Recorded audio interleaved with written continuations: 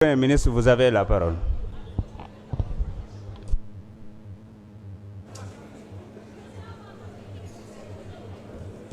Merci, Monsieur le Président. Je crois qu'il y a eu 50 000 questions en une, mais dinañ ci tontu yenn yi rek. Et je me réjouis de voir que une certaine opposition essaie de s'agripper à tous les branchages.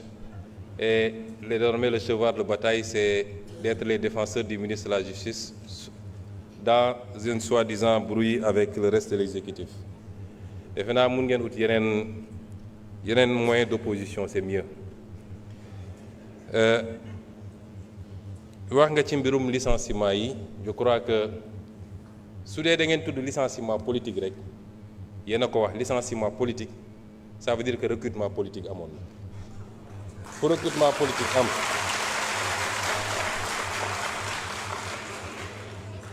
ku ñëw ku politique recruté woon nag politique war na laa mën a fi dindi loolu amul demal ma ñëw. Mais il se trouve que ce n'est même pas ça. Le problème, ministre bi Birame Souleye Diop wax na ko léegi. On vous a donné des arguments techniques. Répondez par rapport à des arguments techniques. Nee nga justice il faut mu prononcer wu. Kan moo tere justice prononcer wu? Les gens sont libres d'aller en justice pour dire que d'accord ma ci sama licenciement et la justice se prononcera. C'est pas un débat jarul ñëw fi assemblée boobu vraiment c'est hors sujet. Ensuite, s'il vous plaît, vous parlez de justice. Vous savez, wax naa léegi, je ne sais pas dans ce que j'ai défini nga xam ne lépp ci constitution laa ko jëlee lan mooy le changer régime bi. Est-ce que yow xam nga régime Sénégal kon? Est-ce que vous pouvez me dire la constitution dit que c'est ça, je rappelle que c'est ça, vous dites qu'on change le régime, kon la constitution existante change de régime. C'est-à-dire il faut arrêter d'être aérien. Dee leen wax loo xam ne dañ naan 1 plus 1 égale 2 constitution article wax na lii est-ce que mooy nañ ko dee leen dellu si noonu ci politique parce que sinon da ngay di nekk di lëndëmal askan wi ci wax yoo xam ne amul bopp amul genn. La justice elle doit être rendue.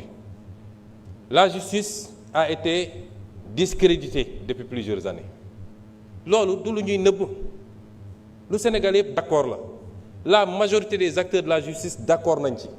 Magistrats, avocats, greffiers ñëpp d'accord nañu y a un problème kon loolu lu ñuy waxati te ñi yàq justice nitu justice loxoom mi ngi ci lenn ci nitu justice yi du ñëpp parce que gis nañ li fi xaw ak comment on a instrumentalisé des magistrats ba ñëpp ñaawlu ko loolu am na fi et cette justice là il faut l'aider à se redresser parce que erreur bi sénégalais yi warul def mooy jàpp ni dès lors qu'on a élu le président Bassirou Diomaye Faye le 24 mars mbir mi changé na déedéet y a la volonté de changer, la conduite du changement et les résultats yi ñu war a am.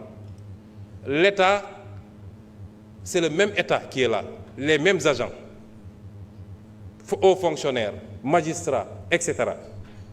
loolu c'est pas parce que changé nga président rek que loolu changé na de liggéey la boo xam ne au jour le jour lañ koy def. Ce qu'on appelle l'état profond, il est encore là, avec ses habitudes.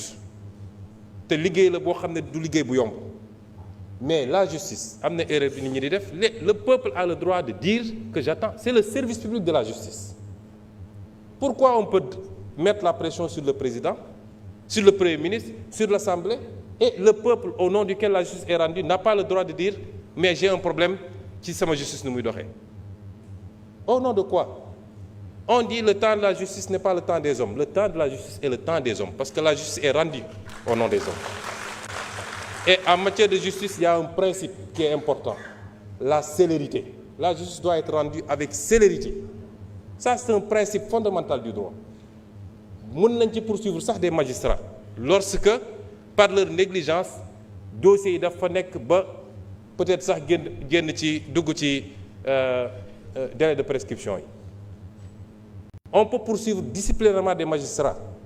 Tey bi ñu jóg ñëwee gars yi def inventaire laaj leen dans les trucs dans les cabinets d'instruction ñaata dossiers lañ fa fekk des milliers de dossiers qui dorment là-bas depuis longtemps.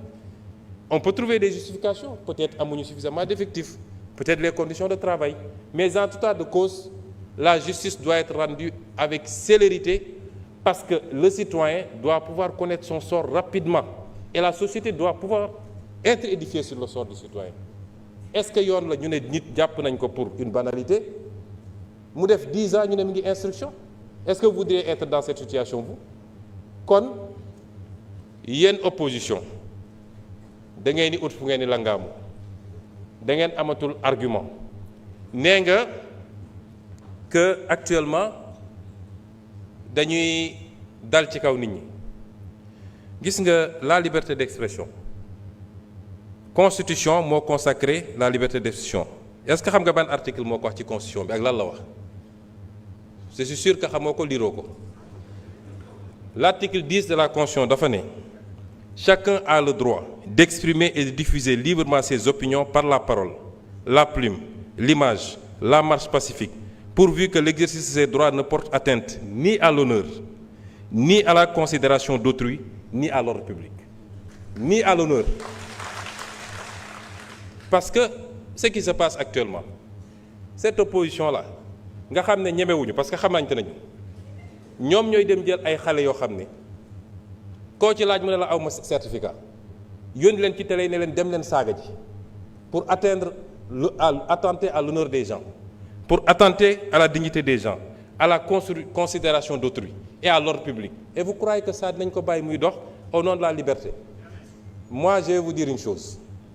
Ba fii mu toll nii je ne me suis jamais intéressé à ces questions. Lu xew ci réew mi ñu ne Sonko la.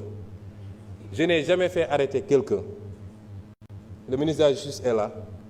Je n'ai jamais dégg naa même ñi ñu jàpp ci affaire dossier xaalis ak nangam ñu ne Sonko la. C'est pas moi. Damay xëy di gisandoo ci presse bi ñëpp ni jàpp nañ diw. Mais sur ces questions-là, je vous dis qu'à partir d'aujourd'hui, j'assume parce que man lu ma dugg rek ngeen xam ne dugg naa. À partir s'il vous plaît.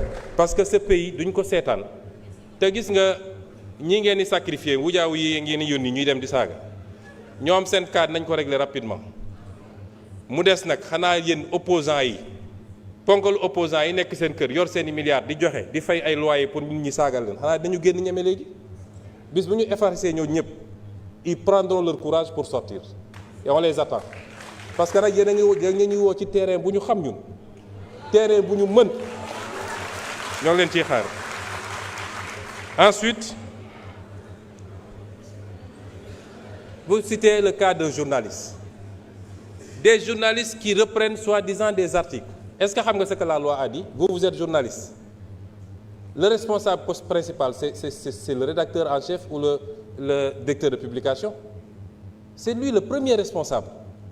Tu prends un article, tu dis policiers yi ñu bëgg a génne dañ leen fiy génne dama joxe benn misaal dañ leen fiy génne parce que on veut aller prendre des rebelles du FDC remplacer leen ko ngeen ne loolu dañ ko bàyyi mu jàll. Merci beaucoup.